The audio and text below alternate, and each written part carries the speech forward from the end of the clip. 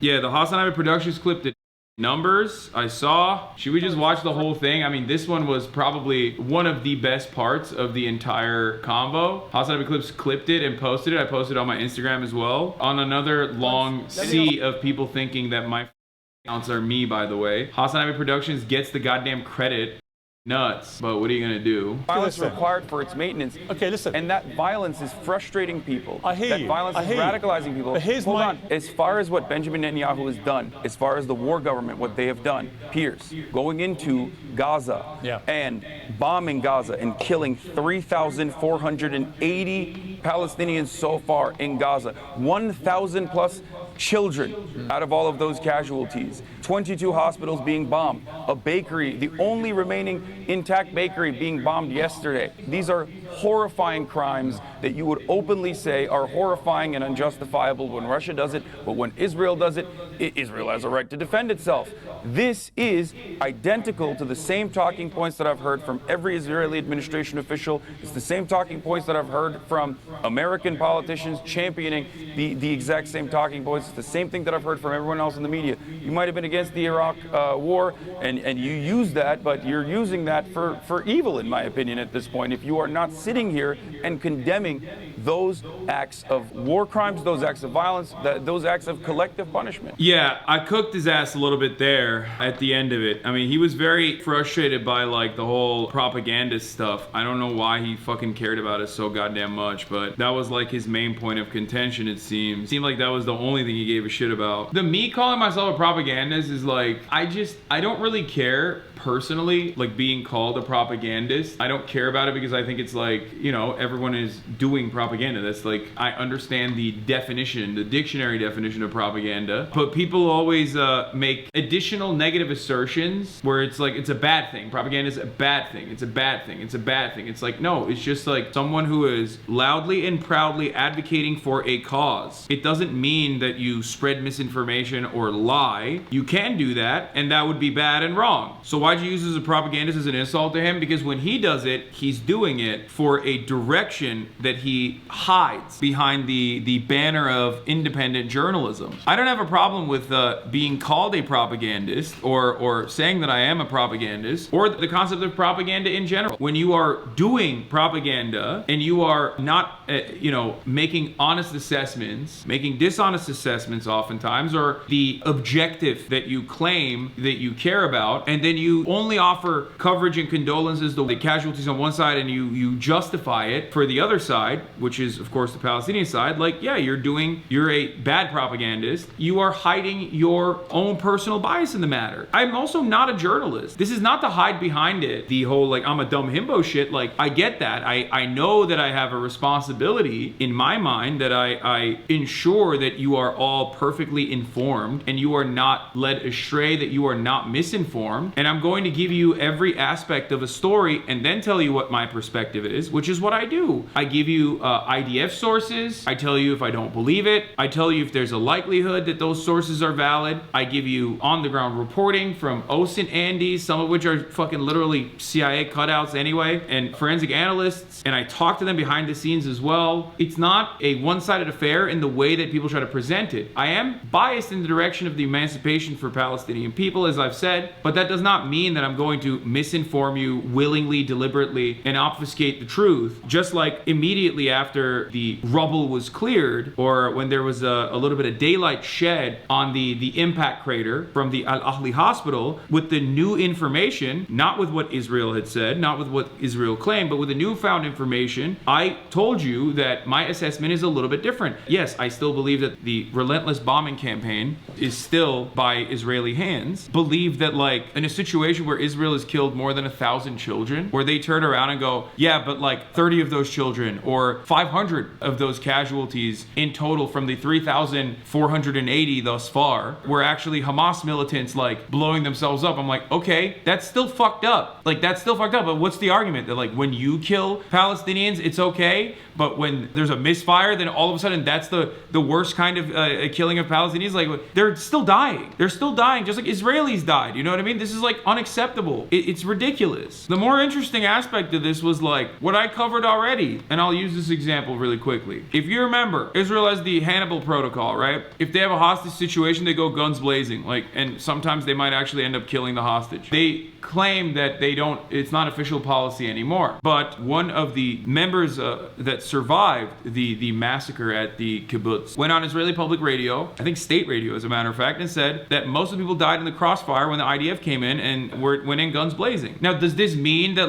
you have to have scrutiny for the death toll? Does this mean that it's IDF's fault? No. In that circumstance, absolutely not. Guns blazing because Hamas was there, because they had hostages. It's ridiculous and I said it back then. I said, look, ultimately it doesn't matter because these people still died. They still died, and it was horrifying. And it's not like the IDF would be there. Palestinian forces were not in that kibbutz. It doesn't really change anything in the grand scheme of things. So while I still do maintain the position that until I get third-party clarification or some additional smoking gun evidence that we have yet to see, right, that is pretty conclusive, I am still going to assume that the bombing campaign is being conducted by the guys who have been doing the bombing campaign. I don't know why you would assume, or that I would assume, I would make the assertion that the guys that already blew up that hospital, that blew up the cancer ward with the artillery shell 2 days prior, are not responsible for the upcoming bombing potentially. In this kind of a situation, I still have to rely on the ground reporting. It's not like I'm making my own shit up. And I think that the media assessment overall, the media assessment originally, assuming that it was Israel, was perfectly valid. And I feel crazy that they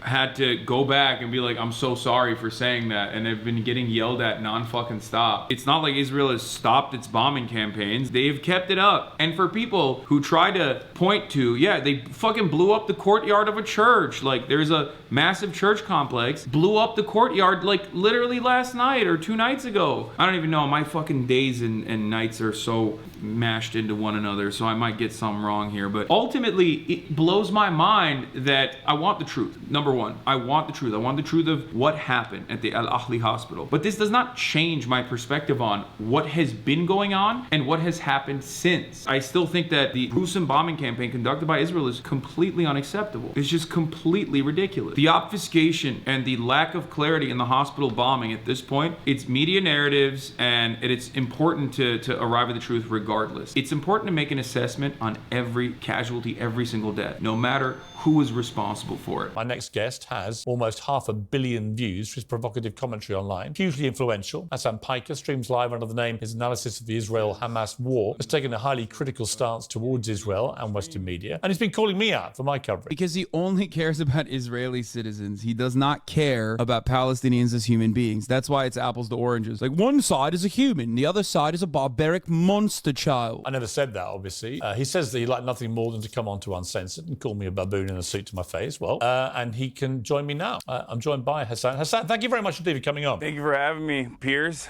It's very early here in Los Angeles, California, but I'm going to try to do my very best to do my British accent while I'm here. Well, I appreciate that. And listen, I appreciate you coming on. Explain to me why you consider me a stenographer for the Israeli government, given that in the last week, I think more than any other host in the world, I have given lengthy platforms to pro-Palestinian voices to articulate that side of the argument. I do have to commend you. I tried to immediately cut in here and just glaze him up a little bit because I think he does deserve glazing. Okay, I don't think it's unfair to make this assessment. I think that he has brought up a lot of pro-Palestinian voices, a lot more than anyone else. Has he done it to fucking get owned? Has he done it for clout reasons, right? I don't know. But it doesn't matter, because what matters is those voices get heard, and those voices rarely ever get heard in mainstream media. So I think that it's a good thing, and he deserves, I guess, some praise for it. So yeah, had to give him his flowers there, I guess. You certainly have had more pro-Palestinian voices than the rest of the British media, and certainly the rest of Western media in general. Now,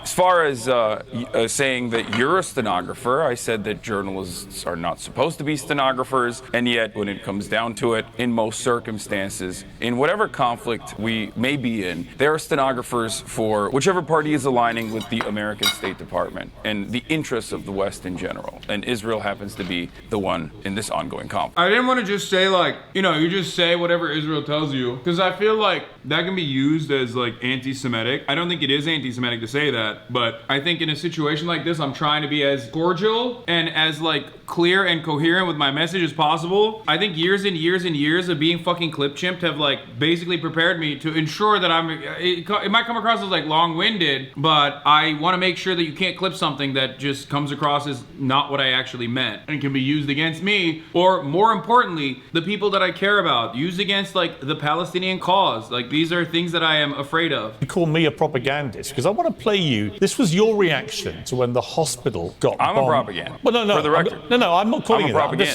that. I'm just saying, I'm going to play you. I'm saying I am. Okay, well then, I'm saying I am. I just before want to you even play it. Okay, I'm going to play the clip. This is your reaction to the bombing of the hospital the other night. While I was in the process of getting ready for the stream, Israel enacted one of the singular worst strikes they have done thus far, and an Israeli airstrike hit the Al-Ahli hospital in Gaza City, where thousands of civilians were seeking medical treatment and shelter from the relentless bombing campaign. Now, interestingly, when you were saying that, I was coming on air too, and I took a position based probably on 30 years of being a journalist, running major newspapers, working at CNN and others. I like that this guy is also like, look at my bona fides as like a major journalist. And it's like, bro, you literally hacked into like famous people's phones and shit. Like, he's like a paparazzi guy, isn't he? British media, man. I gotta hand it to him though. Clever dog. I mean, he's sly. He's slick with it. He is like very good. He's very good at like subtly pushing a narrative while simultaneously acting like he's totally above that and maintains the veneer of like objective journalism. Of waiting. Of just saying, I think we should just wait and see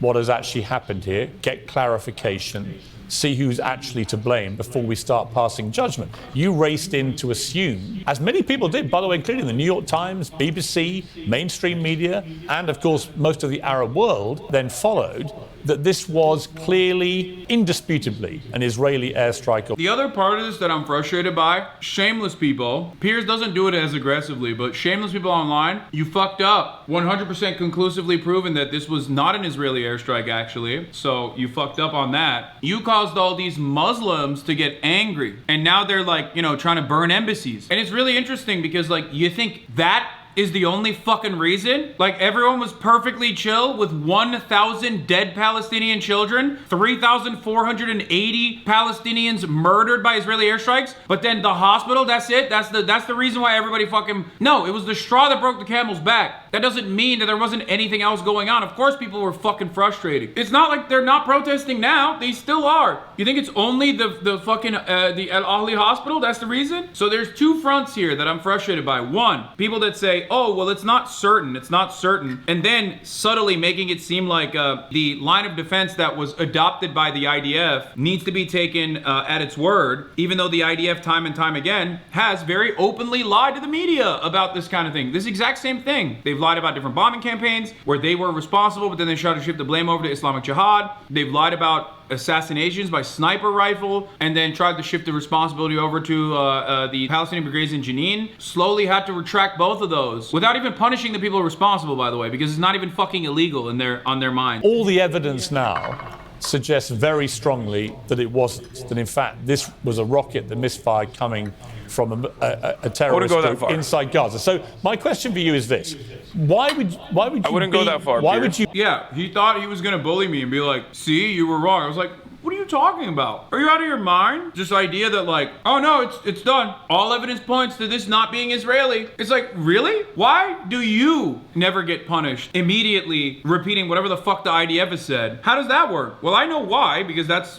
our ally. Even if they sometimes lie to us. For those of you watching, in my opinion, this was probably the worst part of the interview. He was cutting me off and he was like, pumping me with these clips to drive home a narrative that I'm a I'm a misinformation merchant. But I think I did a decent job given the limitations that I had. I mean, obviously it's like early in the morning, I'm like not awake yet, but that's not the main problem here. The main problem is that like I can't really say anything. He just like you'll see multiple times I'm like trying to cut in and trying to interrupt, and he would just boulder over it. You be so certain in what you said before you knew? So, first and foremost, before we get started on this conversation, let's understand something very important here. There's no electricity in Gaza. Internet is patchy in Gaza. There's no food in Gaza. There's no water in Gaza. This is all by design. This is because Gaza is under a brutal blockade, a brutal occupation by the Israeli government. Okay? So that plays a role in the fog of war and the misinformation that gets spread. Having said that, however, you made it seem as though there is a certainty that this was 100% not an Israeli airstrike. No, I didn't. And instead, I literally just said it's not a certainty. Okay, sorry. I said the evidence is increasingly pointing to this not being an Israeli airstrike. And that is expert evidence from people who have no skin in the game at all. I don't know which expert you're talking about, because I think Channel 4 did a pretty good job. As a matter of fact, I would say Channel 4 did probably the best job so far in analyzing everything that the IDF has said. But the reason why I believe, and I still do believe, that the likelihood is that this was an Israeli bombing campaign wasn't only because of the singular verifiable video, the phone video from the balcony that had all of the markings of an airstrike, the fact that the Israeli Air Force was enacting a bombing campaign in the region at the... He did not say that. He in fact said a terrorist rocket. Yeah, I mean, dude, I didn't pick that up. But this is what I mean. That's why I said it's a pretty good fucking... You made it seem as though there is a certainty that this was 100% not an Israeli airstrike. No, I didn't. And instead, I literally just said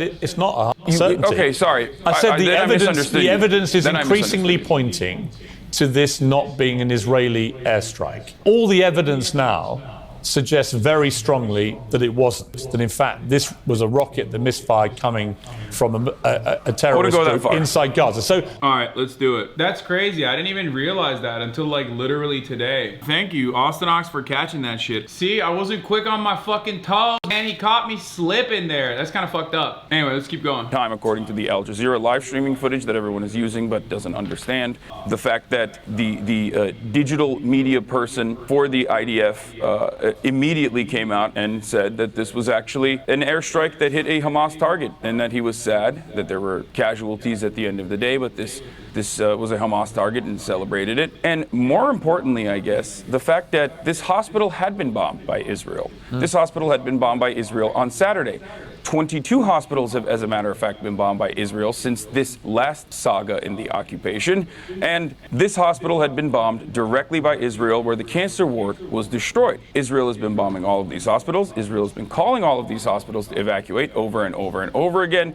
The medical professionals at the hospital had been called by the Israeli government the day prior, and everyone on the ground assumes that this is an Israeli airstrike. They are the ones who experienced the situation. Listen, so when you have but the truth is, if you watch the BBC account of all this last night, by their Verify unit, which was specifically set up by the BBC to be completely dispassionate in these investigations.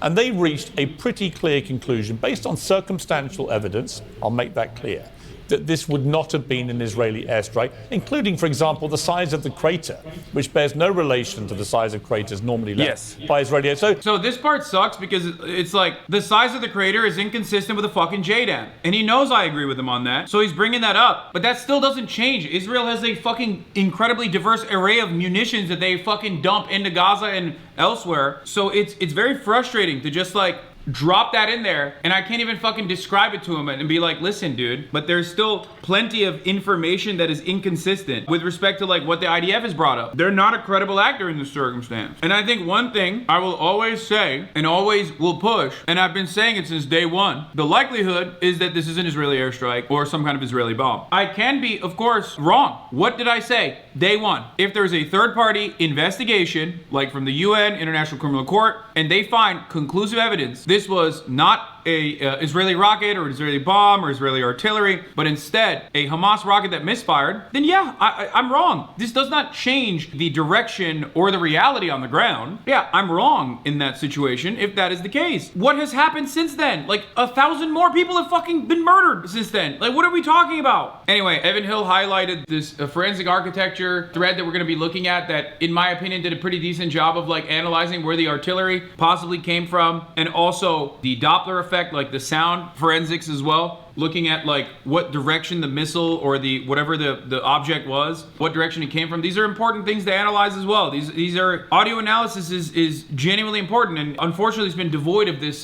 commentary thus far. But my point here is that this is a very frustrating conversation to have with someone who claims that they're not one-sided on it, but is literally one-sided. Difference is, not only do I admit that I'm biased, okay? I admit that I'm biased. I'm biased on behalf of Palestinian emancipation. I'm a firm believer that Palestinian emancipation will be the most effective way to ensure permanent security for Israelis as well. The inverse has been demonstrably a failure. Yeah, apartheid doesn't work. This would literally make the situation better and create a more livable circumstance for everybody there. Of course, I will continue assuming, and I think it's not unjustifiable to make this assumption considering how many fucking places they've bombed since then, the responsibility is bared upon Israel until there's evidence that is conclusive that shows me that it's not.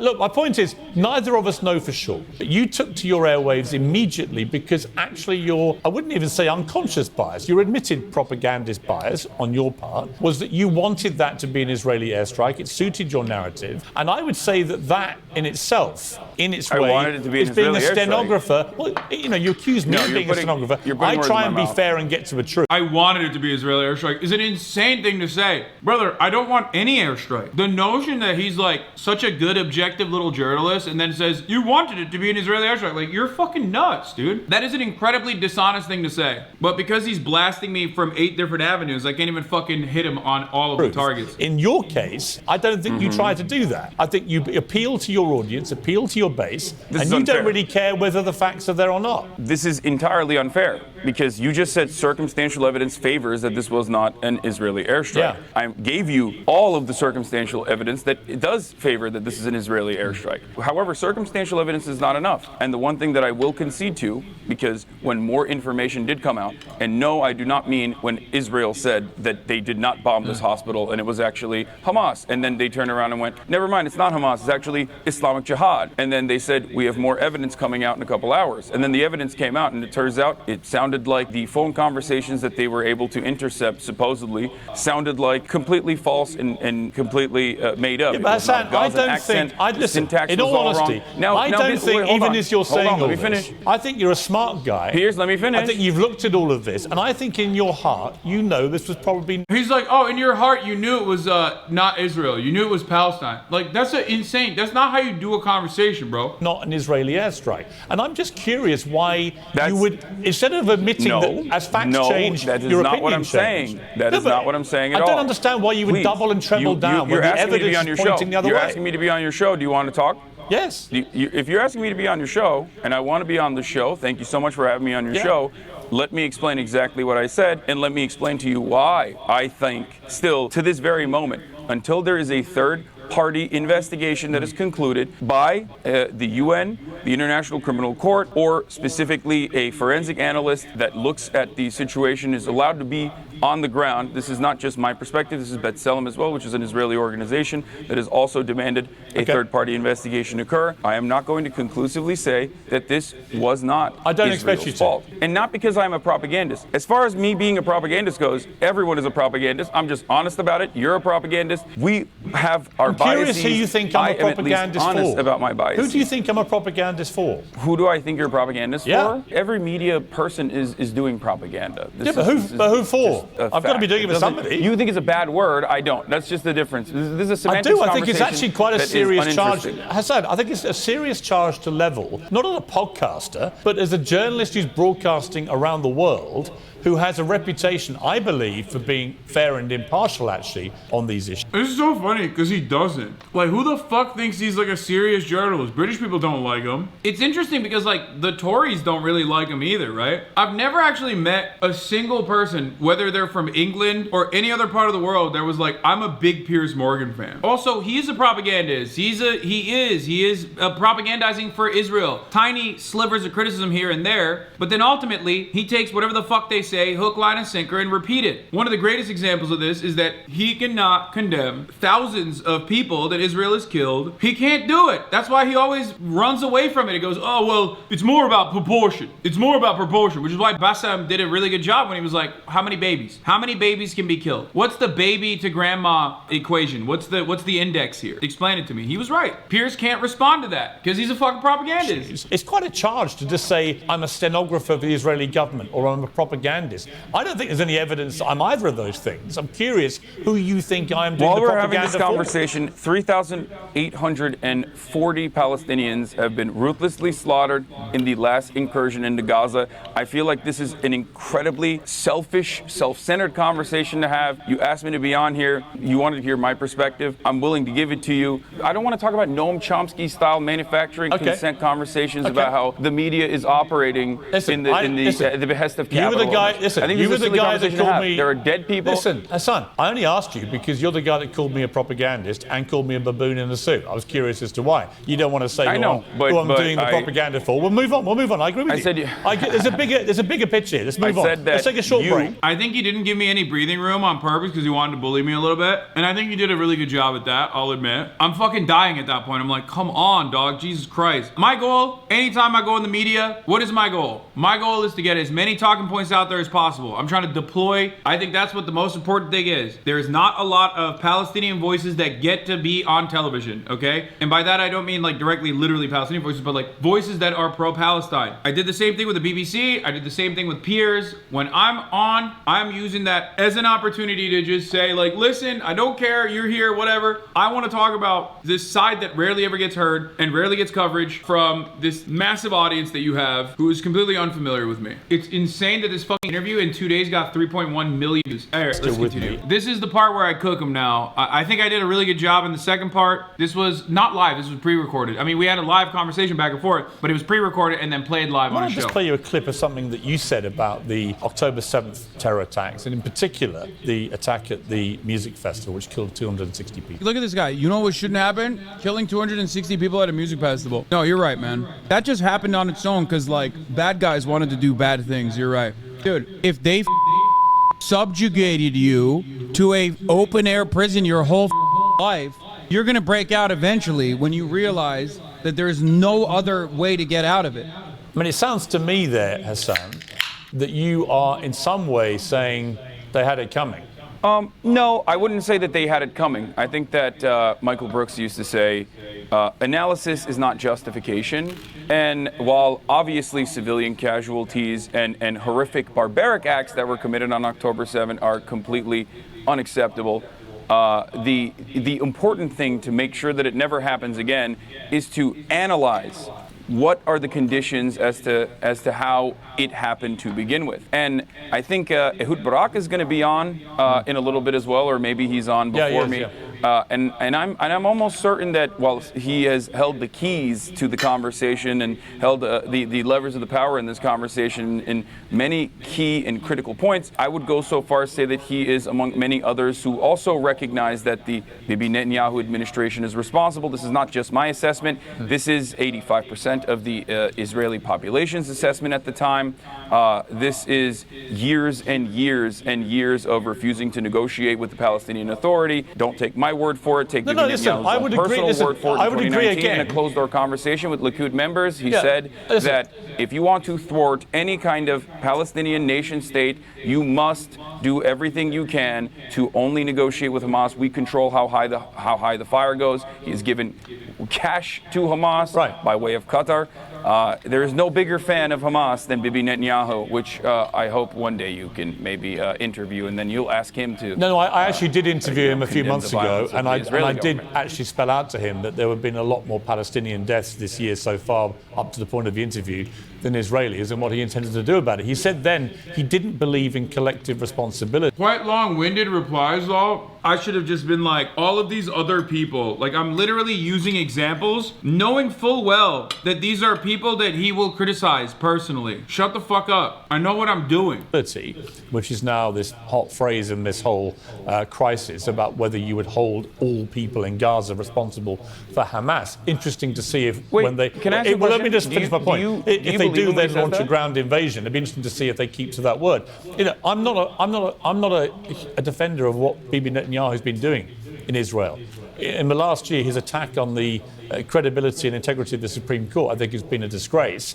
And I think it has fractured society in Israel. I also think that it's caused so much social unrest and had such big protests that you could argue it's taken the eye off the ball of the people who should have been defending the border because they've been trying to sort out what's been going on domestically, internally inside Israel. So I think it's a catastrophic failure of intelligence, of security, of defense. This is a classic take where he's like trying to say Bibi Netanyahu fucked up. Like he took my words and tried to make it seem like we're in agreement. Where I want to stress the point that it's not just the apartheid is responsible. Anyone who maintains it is responsible. It's not just like, oh, there's political disagreements between Bibi Netanyahu and Ehud Barak. I will give you that opportunity to shit on him, but I will not let you keep it there. I know the truth. The truth is that this entire project for 75 years, a death-dealing project, is responsible, which I will get to now. I'll be amazed, frankly, if Netanyahu survives this. So I'm certainly not here to defend him, even if you do view me as a stenographer for his government. My question for you, I think, is this, is that I've had a lot of problems trying to get people on the pro-Palestinian side. Separate two things. That you can say, as I believe and you believe, the Palestinians have been maltreated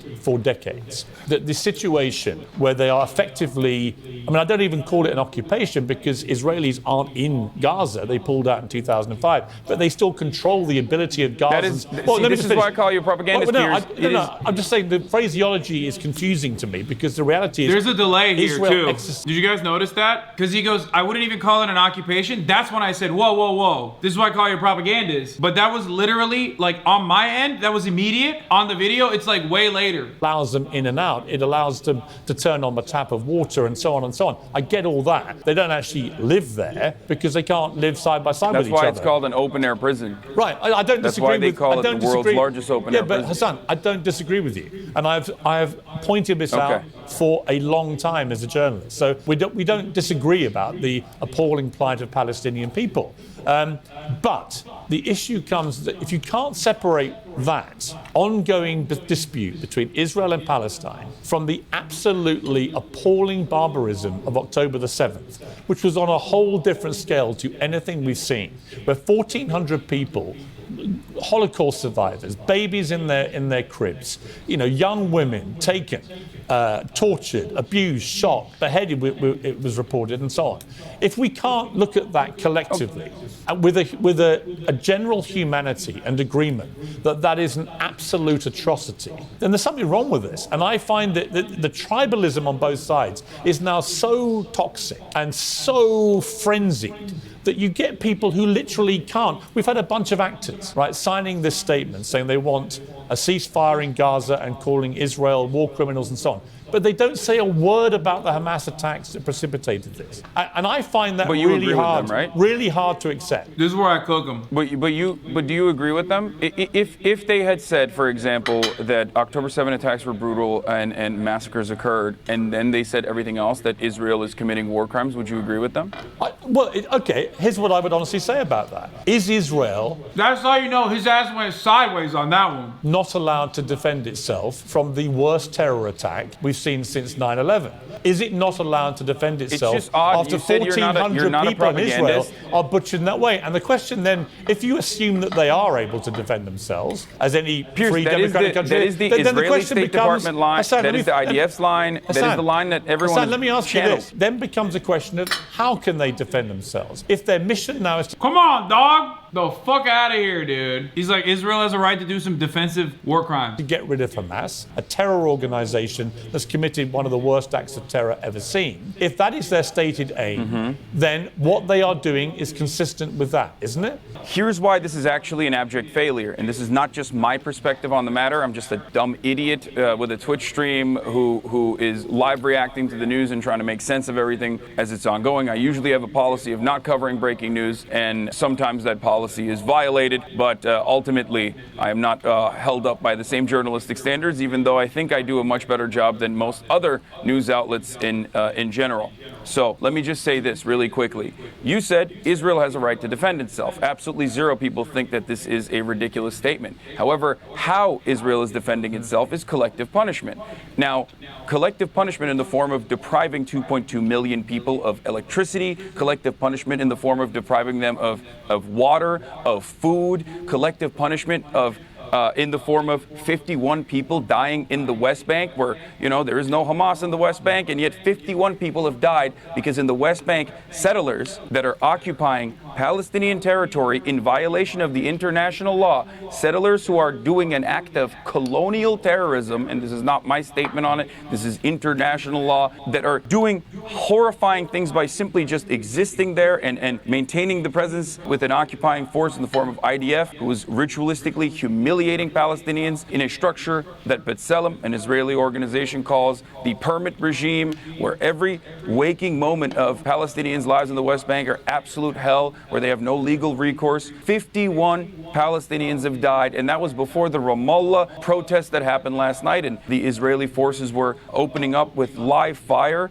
on protesters last night, so who knows what that death toll has become. This is all a product of Israel being an apartheid state. This is a violent apartheid state. There is no way to be a peaceful Hassan, apartheid let me ask you state. this. It is a violence. Let it me is a ask you violence this, then. required for its maintenance. Okay, listen. And that violence is frustrating people. I hear that you. violence I is hear you. radicalizing people. But here's Hold my- on. I hear As you. far as Israel, as far as what Benjamin Netanyahu has done, as far as the war government, what they have done, Piers, going into Gaza and bombing Gaza and killing 3,480 Palestinians so far in Gaza, 1,000 plus children out of all of those casualties.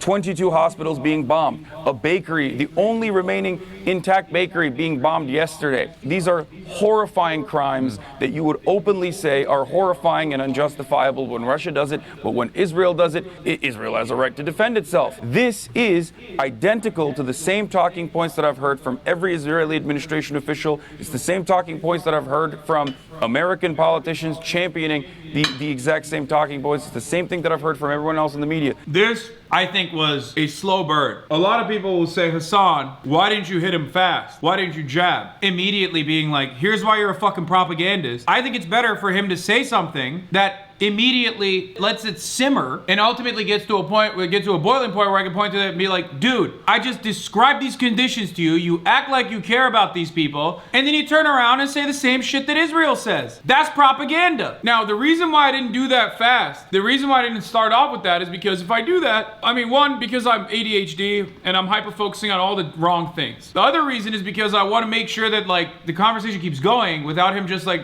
because he has all control. He can do whatever the fuck he wants with this interview. I wanted to hit it hard at the end. If he gave me breathing room, I cared more about making sure everybody understands what the situation is. That's why I wanted to just like over and over again repeat the conditions on the ground, things that people do not hear. If I had jabbed him first, who knows if he'd let me go off for this long. But I think ultimately, the interview was supposed to be about whether or not Piers is a propagandist. That's the real reason why he had me on, right? To be like, oh, you called me a baboon in a suit and a propagandist. Well, there it is. I wanted to max out on as many gruesome conditions of Palestinians right now that you're not aware of points to bring up, while also simultaneously tying it up with a fucking nice little bow at the end and sending that package his way to be like, this is how you're a propagandist. Against the Iraq war, and you use that, but you're using that for evil, in my opinion, at this point. If you are not sitting here and condemning those acts of war crimes, those acts of violence, those acts of collective punishment.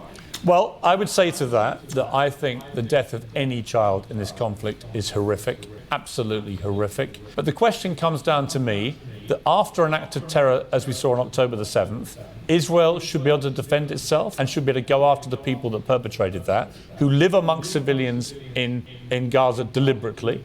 And the question for me becomes down to what is proportionate. The question is, the IDF lives among civilians. It has mandatory conscription, like everyone has to serve. The IDF's main headquarters are inside of a fucking mall in Tel Aviv. If Hamas dropped a fucking nuke there, everyone would know what's what. That is unacceptable. If Hamas did that, everyone would say, that's the most unacceptable thing that anyone's ever done. Of course, and it would be. It would be fucking gruesome. It would be ridiculous. It would be ruthless. It's crazy. There's so many angles to cover on this, like proportionate. What's proportionate? What's proportionate? Obviously, it's disproportionate. Obviously, it's unacceptable, okay? It's ridiculous. You know why this is like ultimately in the hands of Israel? Because they have the power to shut off the fucking food and the water and the electricity. And they also have the power to not do that. They have the power to consistently occupy Gaza and have this like incredibly stringent blockade that stops people in Gaza, 2.2 million of them, from like getting access to regular amenities and food, calling that in a monstrous way, in my opinion, putting the Palestinians on a diet. Instead of doing all that, they could just not do that. Towards a peaceful negotiation. Recognize that the Palestinians are human beings that deserve a life, that deserve dignity, that have dreams just like you do. It's fucking ridiculous to obscure every single person living in Gaza by consistently saying, well, you know, they're all Hamas, they're all Hamas, they're all Hamas, they're all Hamas. It's fucking ridiculous. And I didn't end it there. I gave you also my own perspective on how to end this, okay? And here, this is important. I don't know the answer, Hassan. I'll be honest with you. I do know the answer to that. Last night I had Dr. Ofer Kassif, an Israeli Knesset member who was expelled, suspended for 45 days for saying what I believe is the truth, championing the exact same position of the Haaretz's editorial board. There are a lot of thoughtful people, a lot of formative Holocaust scholars, a lot of historians that all agree on the same point. The reason why violence that even penetrates through the Israeli security blanket that people thought existed, that penetrated through that Iron Dome, the Iron Wall, if you want to call it that, is because years and years of oppression and years of violence, which is a necessity to maintain an apartheid state. This has to stop. There's only two ways out of this. Either you engage in full-blown ethnic cleansing, and if you listen to the likes of Smotrich, or if you listen to the likes of Itamar Ben-Gvir and these very unfavorable, unpopular, far-right figures, if you listen to Netanyahu and his Likud government, they say that they are interested in going in that direction, the ethnic cleansing direction, the ethnic displacement direction, or the only way out of this for a real solution is to move towards peace, to genuinely end the blockade, to end the apartheid, to end the occupation, and create a pathway towards citizenship for all people with a right to return, for all 14 million Palestinians, 5 million of which live under Israeli occupation. It's brutal. And then the rest living in diaspora. These are not unreasonable requests. These are requests that understand the dignity and the humanity of one side and does not simply treat them as their colonial subjects. Hassan, and it's the only way to create permanent security and prosperity in the region. If it was as simple as that. Yeah, I hear you, but it's not simple. It's like, no, it is. It is not complicated at all. It's that simple. Yeah, you can't be like, but sorry, we can't do it because, why? Because like Israelis are not interested in that. Why? Because Palestinians are not interested in that. You don't know. You don't know what they're interested in. You can look throughout time. At different points in time, the Palestinian understanding of a two-state solution was infinitely more popular. Only over time has this notion that it is impossible to have a two-state solution has become a permanent fixture in Palestinian lives as a consequence of the permanent occupation. Because they look to that peaceful coexistence in the West Bank and they fucking see what that means. That means a permanent security apparatus constantly up their fucking asses, ritualistically humiliating them at checkpoints, robbing them of their humanity on a daily fucking basis. How could they ever believe that Israel is going to